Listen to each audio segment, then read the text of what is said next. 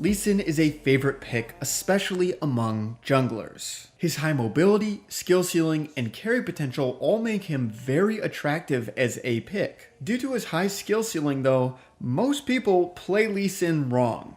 Today, we're going to be covering some of the things that you should be doing on Lee Sin that you might not be doing. This is one of the most unique champions in the entire game, and as a result, we've got a lot to cover. Before we get into that, did you guys know that we are doing a special for our website right now? Our website has hundreds of guides done by challenger players, sorted into a quick and easy to use courses system. We have courses both on the 5 fundamental roles as well as champion specific courses. So if you've been on the fence up until this point, now is a great time to try out our website. Now, without further ado, let's get into some Lee Sin specific tips and tricks. Now, the first thing about Lee Sin is something you probably already know, but I'll go over it either way. You want to make sure that you are not trading your warding trinket in for a sweeper. Ward hopping is a staple mechanic when it comes to Lee Sin, and while you can use control wards to ward hop, it gets very expensive if every ward hop you do is a control ward. Now let's talk about something that a lot of Lee Sin players get wrong, and it happens right at the start of the game. This is Lee Sin's first clear. Lee Sin currently has 2 different ways that he can do his first clear, and you should be using each of these different ways for different reasons. The first clear is the healthy clear. In this clear, you start your red buff and you start W. Starting W is a low cooldown, so you use it multiple times on the camp, and it gives you a shield, lifesteal, and spell vamp. You then move from your red to your Krugs, making sure to smite the large Krug to stay full HP and clear the Krugs a bit quicker. One thing to keep in mind is that in order to get the most health out of your smite, you want to smite when your second W is active. The spell vamp that you get from your second W applies to the smite, healing you a little bit more than you would normally get just from smiting. After your Krugs, you'll transition into your blue side jungle, getting level 3 before performing a gank or finishing your clear.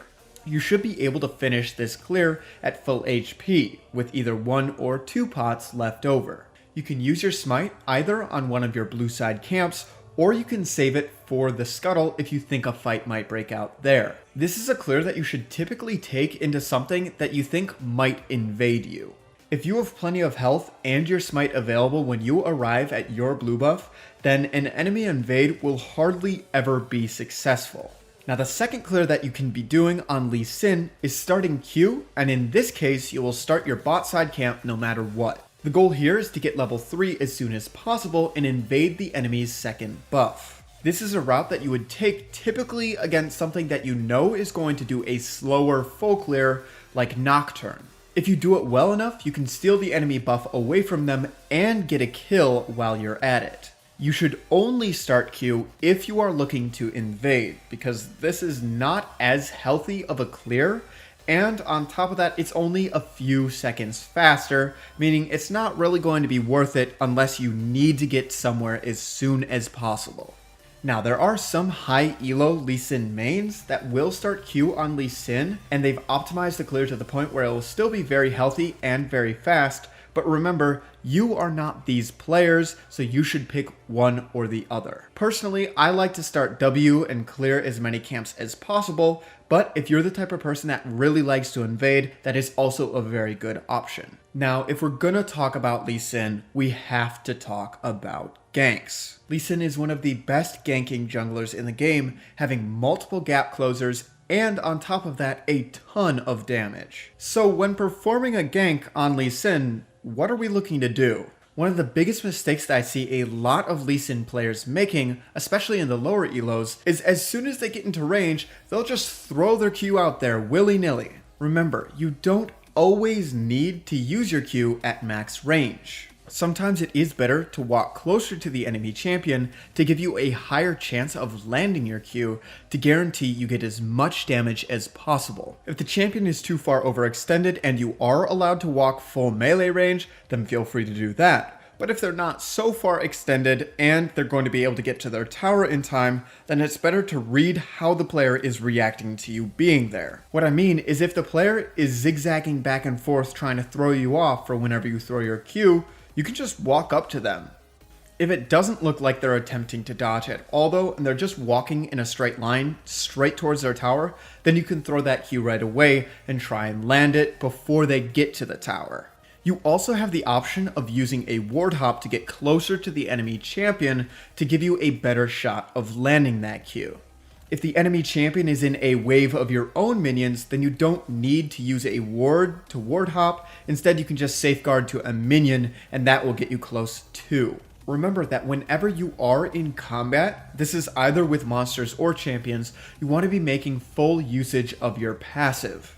If you're not auto-attacking in between using your abilities, then you're going to run out of energy, meaning you're not going to be nearly as effective. If you can auto-attack twice in between each ability, that's great, but the first auto-attack is the more important one. Try to make sure that you're auto-attacking at least once in between each ability.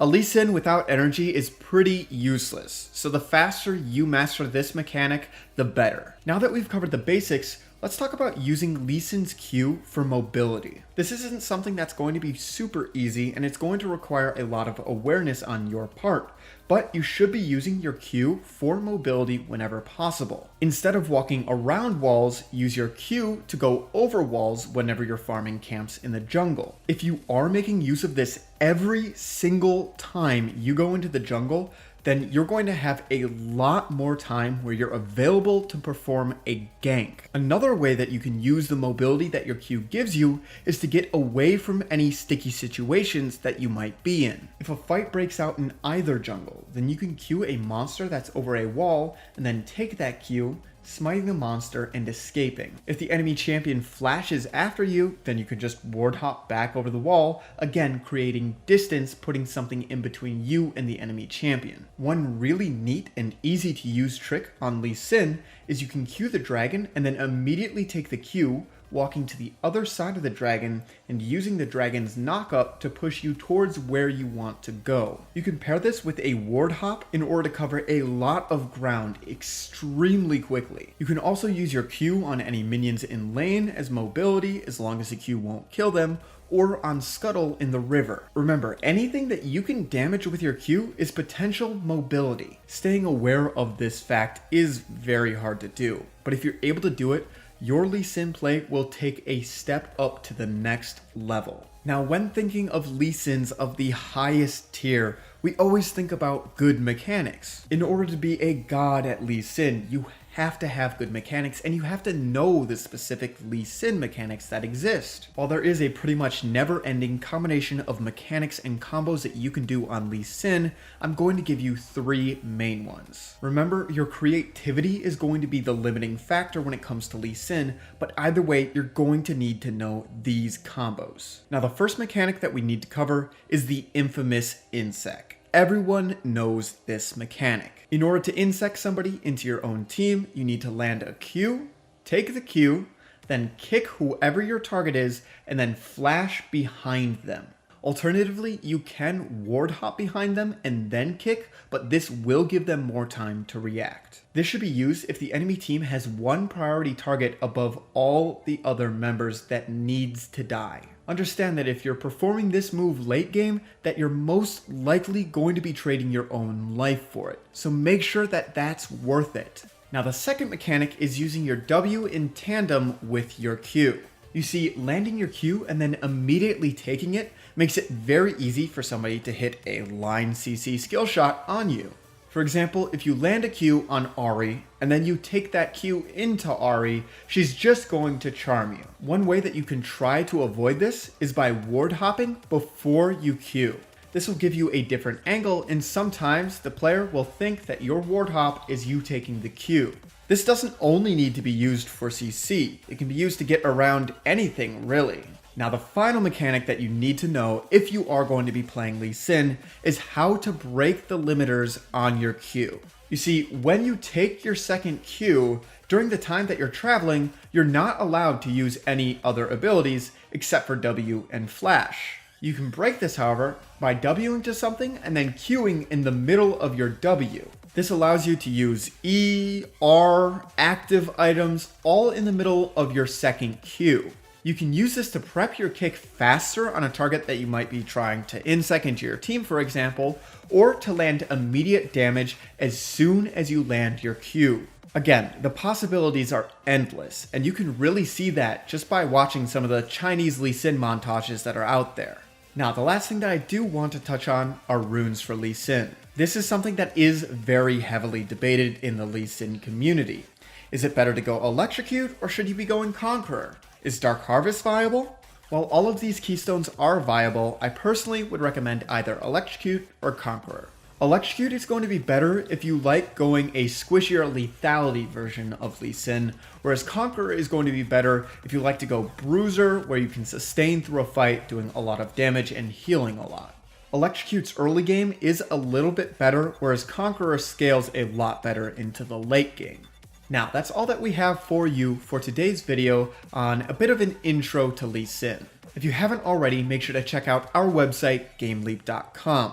On our website, we have hundreds of guides, all done by challenger players, sorted into a quick and easy to use courses system. We have courses both on the 5 fundamental roles, as well as champion specific courses. So if that is something that interests you, then make sure to check us out using the link in the description below. As always, I'm Panther, I hope you learned something valuable, and I will see you in the next one.